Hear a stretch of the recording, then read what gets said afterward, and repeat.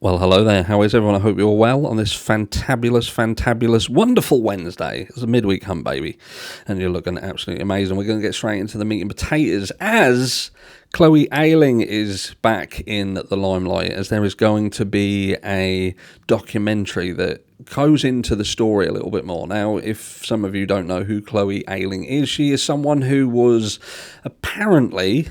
She'd gone to Italy, gone to Milan, was lured. She's a model, by the way, from London. I'll show you in a second. But she's lured into a fake photo shoot, and that would then lead to her being kidnapped, held for a few days, sold on the dark web, and there was a massive amount of controversy around her, as many believe that this was staged. This was a staged scenario that was done in order to raise her online profile, and she was condemned by many. But she's come forward, and she's actually now suggesting that her story is very similar to Jay Slater. Now, I don't know whether she is trying to say that Jay Slater was lured back to the Airbnb by Ayub and Rocky for some man time. I don't know, but what I feel that she is suggesting is that there's a potential that Jay Slater got himself into a scenario where he was given the promise of something, because let's make no bones about it, the story in Jay Slater's sort of disappearance don't make sense. Apparently, and this is the words from the horse's mouth, Jay wanted to continue a party. That's why he didn't go the 10 minutes it would have taken him to go from the NRG festival home, because he wasn't ready to go home. He was ready to party, and he wanted to go home with Rocky and Bullwinkle to continue partying. And that partying turned into a can of pop, a fag, a blanket, and death. That's what that, in the space of about 3 hours. So not the after party that many of us would want to go to, but that's what she's saying. But so we have a look. Just to put you in the picture, for those of you who don't know, look, this is Chloe Ayling, the crime that captured a nation. And we'll go. It says a British model who hit the headlines after she was kidnapped in Italy in 2017 said she hopes a new drama based on her ordeal will encourage people not to doubt victims. Chloe Ayling was kidnapped after arriving at an address in Milan, Italy for a modelling job, having been lured into a fake photo shoot, and was released just days later. Now, 7 years later, a story is being told in a 6-part TV drama, so keep your eyes peeled for that. ITV News looks back at what happened to Chloe and the media storm that followed. I'll put the links to these in the description so you can have a read of it yourself. But this is the latest one here. It says, kidnapped, Chloe Ayling compares her harrowing ordeal to Jay Slater tragedy. Now, what I will say is here, I don't know whether it's Chloe who has done it or the newspaper that's done it, but obviously the hot topic at the moment is Jay Slater. So this perhaps is a little bit of an odd thing. When you're already being accused of doing things as a bit of a publicity stunt in order to raise your profile online, to then compare your ordeal to the Jay Slater case, which again is the aforementioned hot topic. Again, that would seem that is, in effect, trying to raise the profile of the story that you're trying to tell now, unless you are suggesting that Jay Slater didn't actually, the story didn't play out as we've been told. And I suppose, like she had said about, this is bringing out this drama, this story, this 6-part documentary, is to try to make people understand and believe and trust victims, and not so much believe and trust potential perpetrators. And is that what we're talking about in the Jay Slater case? Are we in fact at this juncture where you've got to, in order to believe that what happened to Jay was indeed an accident that was basically Jay's fault, you've got to believe and trust potential people who could have been involved in something more nefarious in the background. And we've talked about it. People with nefarious backgrounds, an area that has nefarious activities around it. You know, Tenerife is fastly becoming renowned as being a dangerous place. You only have to go on the likes of TripAdvisor and type in Tenerife and see that there are people who are saying this place is dangerous. Even inside the hotels and things like that, people are being mugged and threatened and right there. You know, this is holiday makers that are being, you know, subjected to violence and thefts and, you know, and narcotics. Anyway, I digress.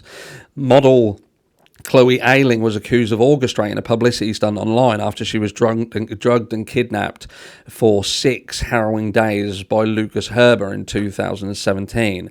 Now, a new BBC series called Kidnapped plans to set the record straight. Kidnapped victim Chloe Ayling has pointed out a devastating similarity between her own case and the disappearance of teen bricklayer Jay Slater.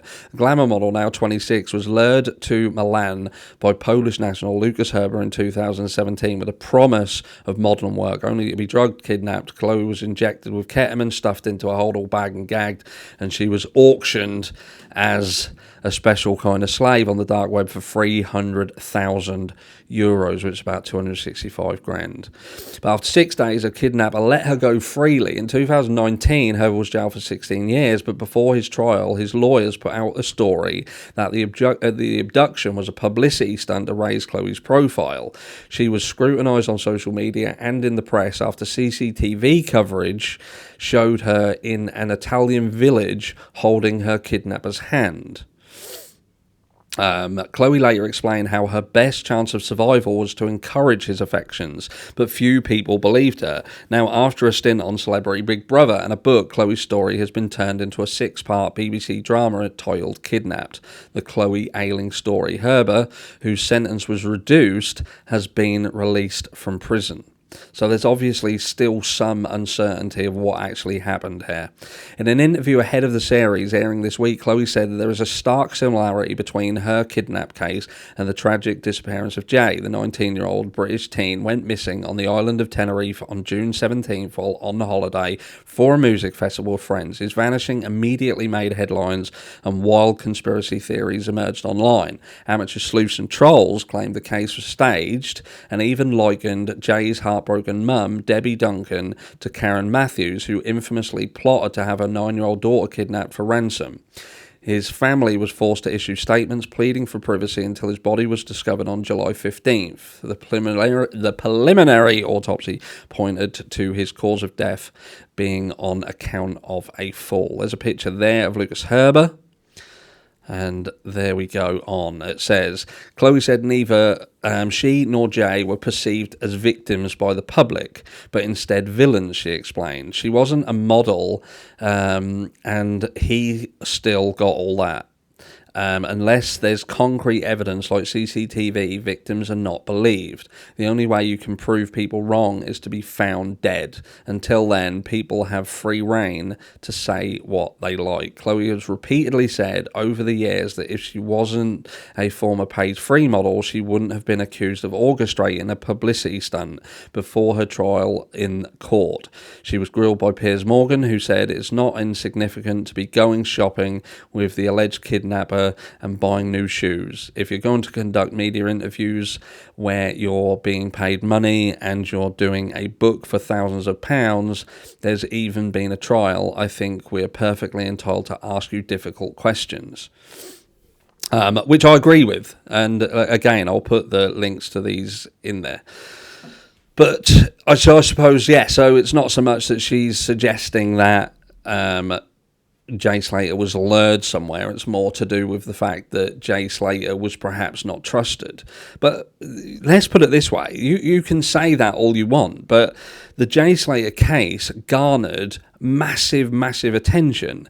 And then when you look at some of the other cases, you know, like Michael Friesen, for instance. I'll say Michael Friesen's name. Half of you won't even know who the fuck I'm talking about. Yet he's a guy who went missing around the same time and remains missing.